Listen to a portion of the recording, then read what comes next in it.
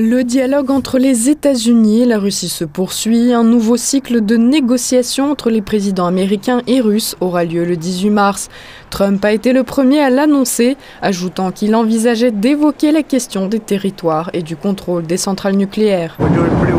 Je pense que nous nous en sortons plutôt bien avec la Russie. Nous verrons si nous avons quelque chose à annoncer d'ici mardi. Je parlerai au président Poutine mardi. Beaucoup de travail a été accompli ce week-end. Nous voulons voir si nous pouvons mettre fin à cette guerre. Peut-être que nous pouvons le faire. Peut-être pas, mais je pense que nous avons de très bonnes chances. Je pense que nous allons parler du territoire. Il y a beaucoup de territoires. Il est très différent de ce qu'il était avant la guerre, comme vous le savez. Nous parlerons des territoires, des centrales électriques. C'est une grande question, mais je pense que les deux parties ont déjà discuté de beaucoup de questions. L'envoyé spécial du président américain, Steve Witkoff, a ajouté qu'outre le statut de la centrale nucléaire de Zaporojié, les parties discuteront également de l'accès aux ports menant à la mer Noire.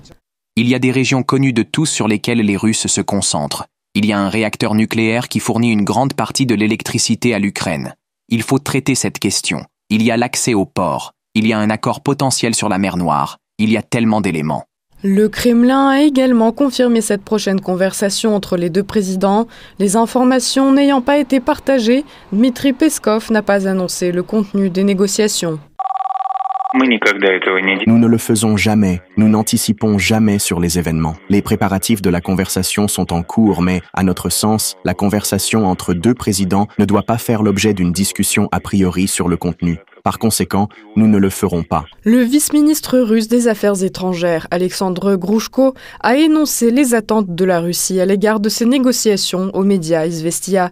Selon lui, la Russie exigera des garanties de sécurité pour conclure un traité de paix, notamment le statut neutre de l'Ukraine et le refus de l'adhésion à l'OTAN. Parler des soldats de la paix, de l'OTAN ou de l'UE en Ukraine serait absurde. Ils deviendraient partie au conflit avec toutes les conséquences qui en découlent, déclare Grushko.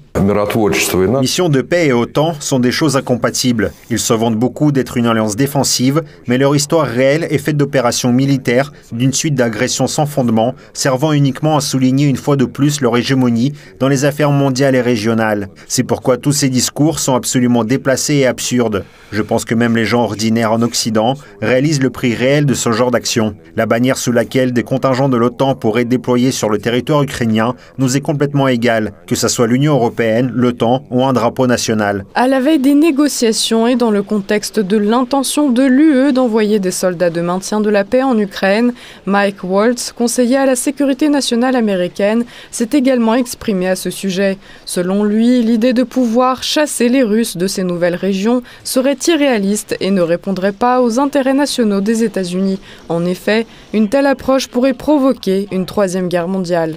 Nous devons nous demander, est-ce dans notre intérêt national ? Est-ce réaliste? Nous en avons parlé aux Européens et aux Ukrainiens. Allons-nous chasser tous les Russes de chaque centimètre de sol ukrainien, y compris la Crimée? Quelle était la stratégie de l'administration Biden? Aussi longtemps qu'il le faudra, autant qu'il le faudra, quel que soit le déroulement, ce qui est en fait une guerre sans fin, dans un contexte où nous perdons littéralement des centaines de milliers de personnes en l'espace de quelques mois, et qui pourrait basculer vers la Troisième Guerre mondiale. Nous pouvons donc parler de ce qui est bien et mal. Nous devons parler des réalités sur le terrain. C'est ce que nous faisons via la diplomatie de la navette, via les pourparlers de proximité. Rappelons que suite à la précédente conversation entre Trump et Poutine, le président russe a souligné que l'administration Trump faisait tout pour restaurer les relations entre la Russie et les États-Unis. De plus, Vladimir Poutine a déclaré qu'il avait pris en compte l'appel de Donald Trump demandant d'épargner les troupes ukrainiennes encerclées dans la région russe de Koursk.